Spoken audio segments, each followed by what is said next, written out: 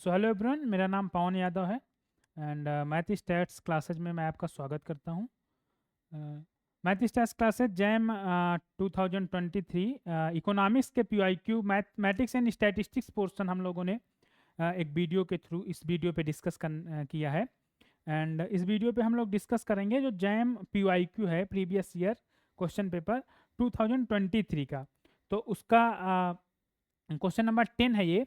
तो आइए देखते हैं इस क्वेश्चन में क्या कहता है। इस क्वेश्चन में उसने गिवन किया है, बोला let M and N be event define and sample space S. Okay, if probability m equal to 1/3 and probability n complement equal to 1/4. okay, this and then which one of the following is necessary correct। हमें correct statement बताना है। First option दिया M and N are disjoint, M and N are not disjoint, and third option बताया है M and N are independent, M and N are not independent. Okay, so बात करते हैं पहले हम कुछ टर्म्स पे, कुछ डिफिनीशन पे।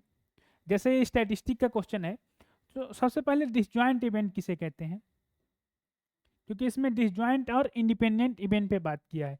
तो डिसजॉइंट इवेंट क्या है? Disjoint events, so okay, suppose करो ए और बी हमारे पास दो इवेंट हैं, ए और बी दो इवेंट हैं। तो इफ ए एंड बी का इंटरसेक्शन 5 हो,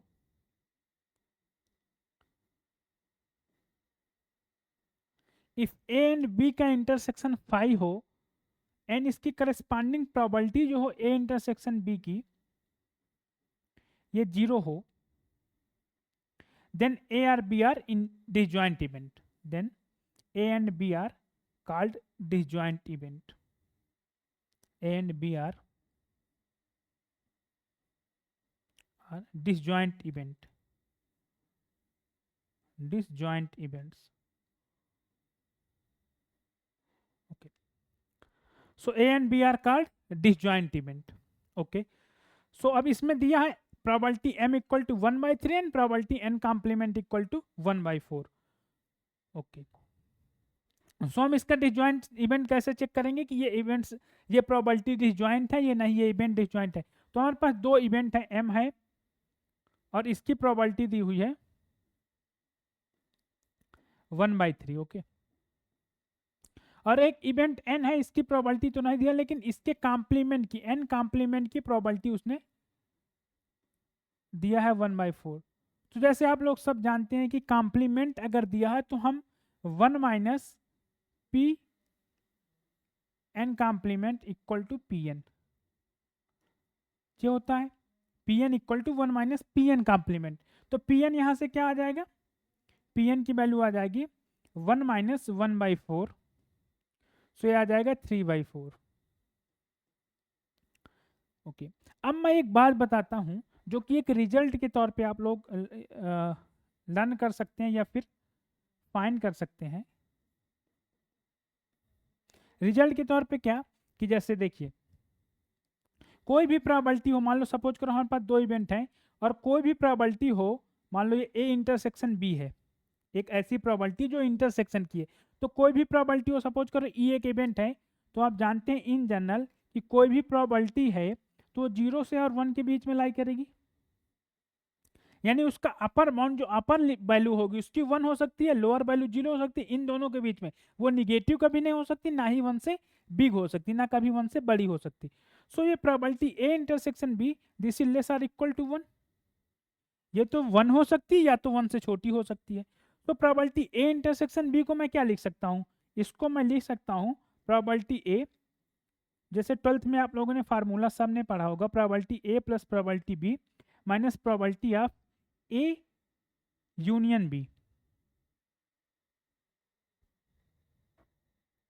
ओके, सॉरी, आप यहाँ यूनियन लेके चलिए। अगर आप यहाँ यूनियन ले लेंगे तो ए यूनियन बी को हम लोग यहाँ इंटरसेक्शन के टर्म में लिख सकते हैं। यूनियन प्रोबेबिलिटी है एक, तो यूनियन भी लेस आर इक्वल टू 1 होगा, तो इसको मैं इंटरसेक्शन के टर्म में लिख दूंगा, तो ये ऐसा हो जाएगा। तो अगर मैं यहाँ से प्रोबेबिलिटी ए इंटरसेक्शन बी का लोअर बाउंड फाइंड करना चाहूँ, मतलब प्रोबेबिलिटी ए, सॉरी प्रोबेबिलिटी, यहां से अगर मैं probability A intersection B find करूं तो दिस इज ग्रेटर और इक्वल टू, ये 1 है और ये ए माइनस बी को हम उधर, सॉरी इसको इधर ले आओ तो probability A intersection be greater क्या हो जाएगा, इस 1 को इधर ले आओ, मतलब ये हो जाएगा P A plus P B minus 1, ये हो जाएगा ये पी ए और पी बी और -1। ओके, तो लेकिन अब इसमें एक ये है कि ये इससे बिगर होगा, लेकिन एक कंडीशन और लेंगे। सपोज करो ये वैल्यू जीरो से छोटी आ जाए, माइनस में जा सकती है ना ये वैल्यू, मान लो ये इन दोनों का सम 1 से छोटा हो गया, सपोज करो ये 0.3 है और ये 0.3 है, तो ये 0.3 प्लस 0.3 0.6 -1, तो ये निगेटिव हो जाएगी। तो अब यहाँ ये बाउंड नहीं होगा, ये बाउंड तो निकाला, लेकिन ये बाउंड जो होगा वो होगा, जो बाउंड होगा वो होगा, अभी जैसे हमने निकाला तो वो होगा, अभी हमने निकाला क्या कि probability of A intersection B, this is greater, probability of A plus probability of B -1। Okay, so अब ये वैल्यू नेगेटिव भी जा सकती है, सो जो वैल्यू हम लिखेंगे वो लिखेंगे ए इंटरसेक्शन बी ग्रेटर, बिकॉज ये 0 से भी बड़ा होगा, ए इंटरसेक्शन बी तुम्हारा ग्रेटर 0 भी हो, ग्रेटर और इक्वल टू 0, तो अब इन दोनों वैल्यू में 0 और इसमें जो मैक्सिमम होगा हम उसको लोअर बाउंड लेंगे। अगर ये निगेटिव हो गया तब 0 हमारा मैक्सिमम हो जाएगा, और अगर ये पॉजिटिव है 0 से बड़ा है तो ये स्वयं खुद ही हो जाएगा P A plus P B -1। तो ये इसका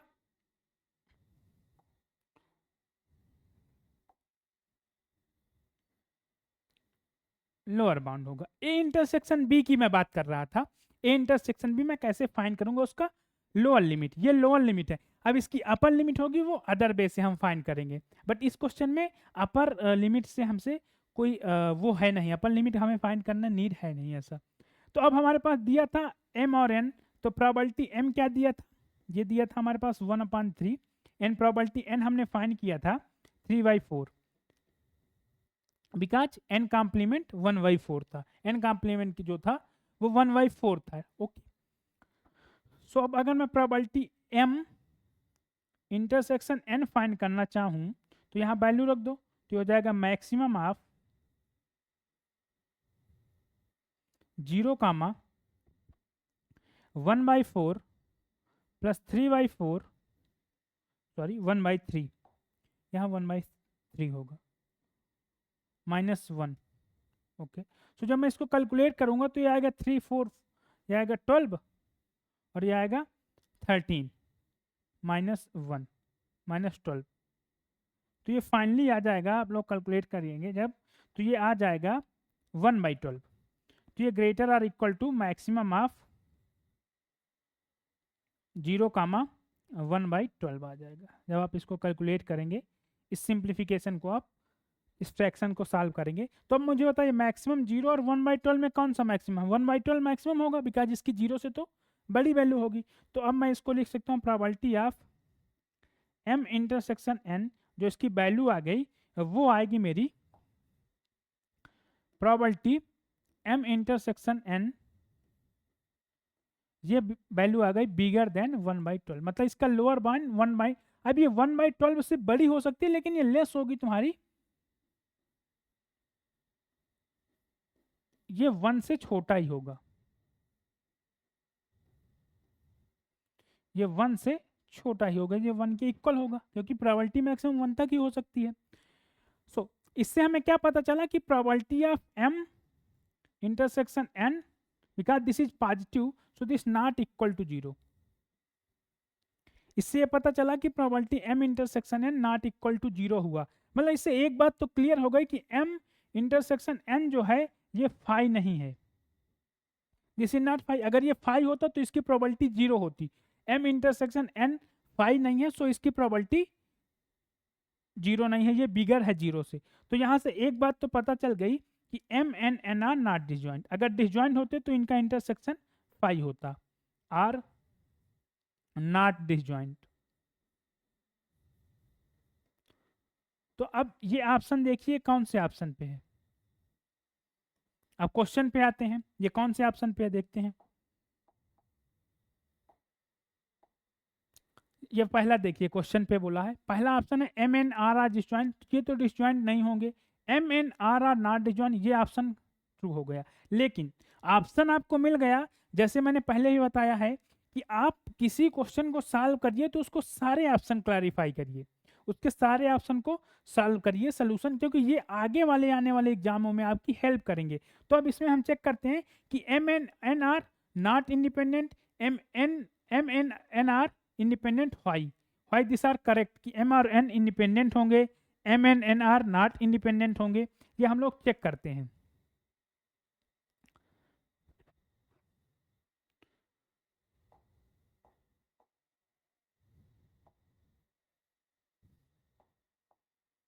ओके, सो एम और एन अगर इंडिपेंडेंट, अगर कोई इवेंट, अब इंडिपेंडेंसी में बात करते हैं, अगर कोई इवेंट, दो इवेंट है, सपोज करो ए एक इवेंट है और बी एक इवेंट है, अगर ये दोनों इंडिपेंडेंट हैं, ए और बी इंडिपेंडेंट हैं,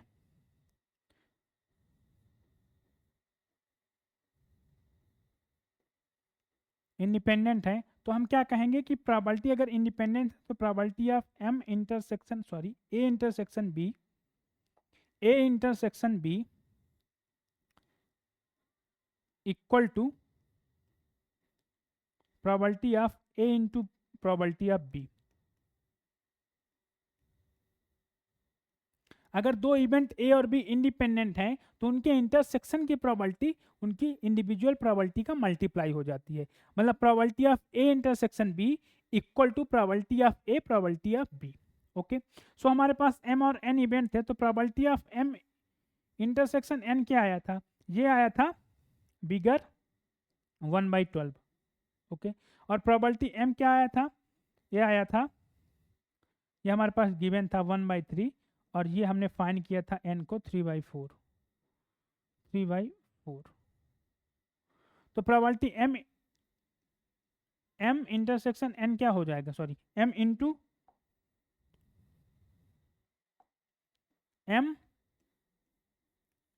इंटू प्रोबेबिलिटी एन, ये क्या हो जाएगा, मल्टीप्लाई जब हम कर देंगे तो ये हो जाएगा 1/3 इंटू 3/4। सो ये 1/m इंटू 3/4, तो 3 और 3 कैंसिल आउट और ये हो जाएगा 1/4। लेकिन हम यहाँ इंडिपेंडेंसी के बारे में कुछ नहीं बोल सकते, मतलब दे आर इंडिपेंडेंट, ये तो इंडिपेंडेंट नहीं हो, ये तो श्योर हो गया कि m इंटरसेक्शन n, ये दोनों की वैल्यू 1/4 है, इसकी 1/12 है, तो ये अगर इसके तो इक्वल है नहीं, 1/4 नॉट इक्वल टू 1/12, तो m n n r not independent, ये हो गया। लेकिन इंडिपेंडेंट नहीं है ये लेकिन नॉट इंडिपेंडेंट ये हम श्योर नहीं है कहने के लिए, बिकॉज क्योंकि ये इससे बिगर वैल्यू भी हो सकती है, इसकी हम लोग कोई इंफॉर्मेशन नहीं दे सकते, मतलब बेस ऑफ दिस इंफॉर्मेशन और base of this data we can not say anything about independency, मतलब ए और बी इंडिपेंडेंट होंगे, बिकॉज हम लोग एग्जैक्ट वैल्यू नहीं फाइंड कर रहे हैं, इसका हम लोअर बाउंड फाइंड कर रहे हैं, मतलब इससे बड़ी वैल्यू होगी। अगर ये एग्जैक्ट वैल्यू होती then we can say these event are independent. अगर ये 1/12 के एग्जैक्ट वैल्यू हो जाए तो हम कहेंगे कि M and N are not independent. तो ये क्वेश्चन में एमसीक्यू क्वेश्चन था, ओनली वन ऑप्शन करेक्ट था, तो इस क्वेश्चन में ऑप्शन करेक्ट हुआ हमारा B, M and N are not disjoint. और M and N are not independent, इसके बारे में ये ध्यान दीजिएगा आप लोग, इसके बारे में ऑप्शन डी के बारे में we can not say anything, यहाँ पर हमारा कमेंट ये है कि हम इसके बारे में कुछ नहीं कह सकते कि ये ऑप्शन ट्रू है या फॉल्स है, लेकिन कह नहीं सकते तो मतलब फॉल्स ही माना जाएगा, हम इसको आंसर नहीं मानेंगे क्योंकि इससे एग्जैक्ट आंसर हमारा बी मिल रहा है। सो ओके, अब आते हैं नेक्स्ट क्वेश्चन पे। तो नेक्स्ट क्वेश्चन कॉम्प्लेक्स एनालिसिस का आया था। अब कॉम्प्लेक्स बहुत अच्छा क्वेश्चन था, बहुत इजी क्वेश्चन था, मुझे उम्मीद है सारे लोगों ने अटेंड कर लिया होगा। बोला let 2z equal to -3 plus √3i and i equal to minus का 1 अंडर रूट में -1, मतलब i की वैल्यू जो होती है आयोटा की। देन बोला 2z, देन बोला उसने 2z to power 8 is equal to, okay so लिख लेते हैं पहले इसको। इसको लिखते हैं तो ये है 2z equal to, sorry we change pen,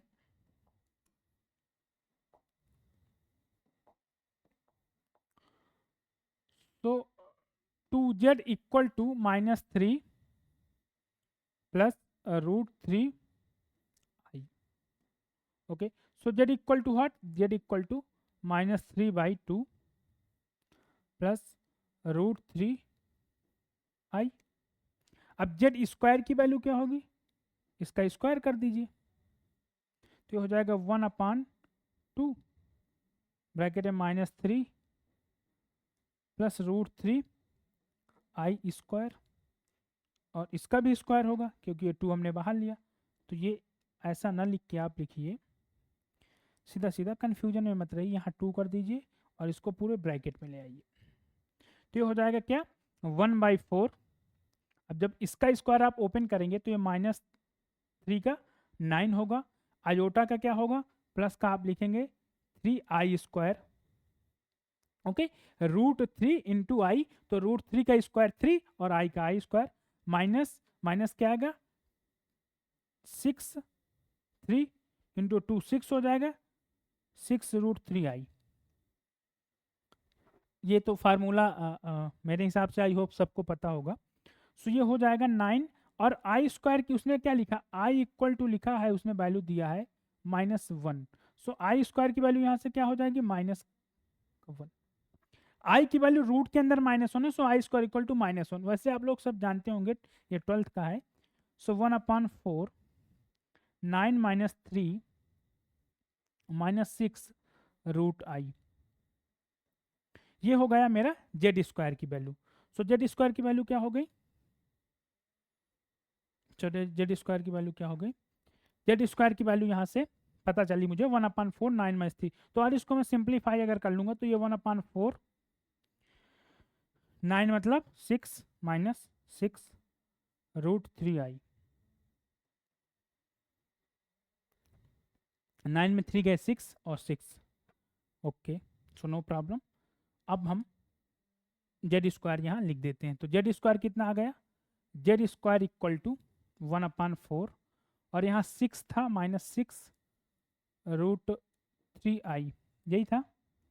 आप 6 को इनसाइड ले, मतलब बाहर ले सकते हैं कॉमन, और ये हो जाएगा 1 - √3i। Okay, this is Z square. यहाँ तक किसी कोई प्रॉब्लम, एक मिनट में इसको क्लैरिफाई कर लेता हूँ एक बार कि आई एम राइटिंग, एक बार हम इसको चेक कर लेते हैं कि ये जो वैल्यू है ये हमने सही लिखा है। Okay, -3, okay, so this is nice, -3 + 9 - 6 √3। Okay, so ये क्या हो गया, जेड स्क्वायर इक्वल टू क्या आ गया, तो अब इसको आप चाहें तो ऐसे भी लिख सकते हैं 6/2 इंटू 1/2 माइनस √3/2i, ऐसे भी लिख सकते हैं। अब देखिए इस पे दो अप्रोच लगा सकते हैं आप, या तो इसको आप e के पावर आई थीटा पे चेंज कर दीजिए, e के पावर आई थीटा ये होता है ना, e के पावर -i थीटा पे चेंज कर दीजिए, ये होता है क्या, cos theta -i sin theta. Okay, so cos 30 की वैल्यू कितनी होती है, √3/2, इन cos सॉरी cos यहाँ यहाँ मतलब cos 30 की वैल्यू ये, और साइन की, तो यहाँ एक आप इसको cos करेंगे, इसको साइन करेंगे ना, तो साइन 30 की वैल्यू हो जाएगी 1/2, साइन 30 की वैल्यू 1/2, तो ये साइन 60 या cos 60। Okay, this is sine 60 cos 60। तो या तो चाहो cos से साइन पे चेंज कर लो, या तो चाहिए आप डायरेक्ट इसका स्क्वायर करते जाइए, जेड स्क्वायर है फिर Z4 है Z2 तो स्क्वायर करना इजी रहेगा। So this is equal to, so आप इसको जब कैलकुलेट करेंगे तो ये 3/2 आ जाएगा, एंड ये 1 - √3i, डायरेक्ट करते जाइए स्क्वायर, ये जेड स्क्वायर। अब Z4 यहीं से निकाल लीजिए, तो Z4 जैसे निकालेंगे आप तो Z4 क्या आएगा, Z4 equal to 3/2 square and 1 minus √3i²। तो अब जब इसका करेंगे तो ये दे देगा वैल्यू आपको, ये दे देगा Z4 इक्वल टू 9/4 एंड ये देगा आगे आगे क्या था 1 minus √3i²। So this give 9/4, ये 1 plus 3i okay square minus 2√3i। This is Z4 okay. So this is Z4। जब इसको आप फर्दर सॉल्व करेंगे तो ये 9/4 और ये i 1 माइनस 3 i² की वैल्यू -3 माइनस 2√3i, तो ये आ जाएगा 9/4 और ये आ जाएगा -2 माइनस 2√3i। तो -2 कॉमन ले लेंगे बाहर माइनस में, तो ये हो जाएगा माइनस का 9/4 इंटू 2 और ये हो जाएगा आपका 1 प्लस √3i और यहाँ से यहाँ कैंसिल कर देंगे तो ये आ जाएगा आपका फाइनल माइनस का 9/2 1 प्लस √3i। तो ये Z4 की वैल्यू आ गई। Z4 की वैल्यू क्या आ गई? Z4 की वैल्यू आ गई माइनस का 9/2 एंड 1 प्लस √3i। अब ऐसे ही आप Z8 की वैल्यू फाइंड कर सकते हैं। तो Z8 की वैल्यू कितनी आएगी? 9/2 स्क्वायर एंड 1 प्लस √3i²। ये हो जाएगा आपका, इसका जब करेंगे तो ये 1 माइनस 3 प्लस 2√3i और ये हो जाएगा आपका 9 इंटू 9 मतलब 81 अपॉन 4 Z⁸ और ये हो जाएगा माइनस का 2 प्लस 2√3i ओके। सो यहाँ से 2 कॉमन ले सकते हैं आप, तो 81 डिवाइड बाई 4 2 जैसे आपने कॉमन ले लिया यहाँ तो ये हो जाएगा -1 प्लस √3i और यहाँ से 2 से 2 कैंसिल कर दिए तो यहाँ 2 आ जाए, 2 से 4 कैंसिल किए तो 2 आएगा, तो यहाँ से आ जाएगा, यहाँ से फाइनली इस 2 को अभी आप लिखे रही वैसे ही, तो यहाँ आ गया फाइनली Z⁸ इक्वल टू 81/2 यही आया और यहाँ आया -1 प्लस √3i ओके। सो इधर जब इसको ले जाएंगे 2Z⁸, ये 2Z⁸, 2 को इधर ले जाए तो 2Z⁸ equal to 81 minus 1 plus √3i। तो ये बहुत इजी था, ओनली स्क्वायर करना था और वहां पर चाहे तो आप थ्योरम अप्लाई कर देंगे तो ये डायरेक्ट हो जाएगा, क्योंकि एक डी मॉयर थ्योरम होती है कॉम्प्लेक्स नंबर में, आपने 12th में पढ़ा होगा, तो ये ई के पावर में समथिंग चला जाएगा। तो अब डी मॉयर थ्योरम लगा के एन का मल्टीप्लाई करके यहाँ पर क्या होता है ई के पावर माइनस का आई एन थीटा को मैं लिख सकता हूँ क्या, या फिर डी मॉयर थ्योरम क्या कहती है? डी मॉयर थ्योरम कहती है कि आप डी मॉयर थ्योरम बता देता हूँ, आप लोग सॉल्व कर लीजिएगा इससे पहले। इसका ऑप्शन मैच करते हैं, कौन सा ऑप्शन मैच कर रहा? 81 माइनस ओके, इसका ऑप्शन देखिएगा, ऑप्शन है इसका 81, हाँ option number B, this is answer 81 minus, आप लोग आंसर एक बार चेक कर लीजिएगा, this is B part, answer B. अब मैं डी मॉयर थ्योरम बता देता हूँ आप लोगों को, डी मॉयर थ्योरम क्या होता है। डी मॉयर थ्योरम आप लोग यूज कर सकते हैं। सो डी मॉयर थ्योरम का मतलब ये होता है कि जैसे मान लीजिए cos थीटा प्लस आई साइन थीटा है और इसके पावर n है, तो डी मॉयर थ्योरम सीधा बोलता है कि ये हो जाएगा cos n थीटा प्लस आई साइन n थीटा। आप इसको चाहें तो ऐसे भी चेक कर सकते हैं, क्योंकि इसको हम लिखते हैं ई के पावर आई थीटा, तो हम इसके पावर में अगर n कर देंगे तो ये हो जाएगा क्या, ई के पावर आई एन थीटा, और आई एन थीटा को हम क्या लिख सकते हैं, cos n थीटा प्लस आई साइन n थीटा। तो ये डी मॉयर थ्योरम है, इसको आप लोग यूज कर सकते हैं उस क्वेश्चन पे।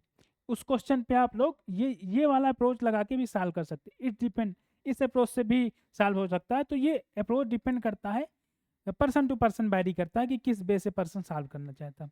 सो के अभी के लिए थैंक यू, यहीं तक मिलते हैं आगे अगले वीडियो पर, फिर आगे के हम लोग स्टैटिस्टिक्स एंड मैथमेटिक्स से क्वेश्चन सॉल्व करेंगे। सो धन्यवाद अभी तक। शिवा।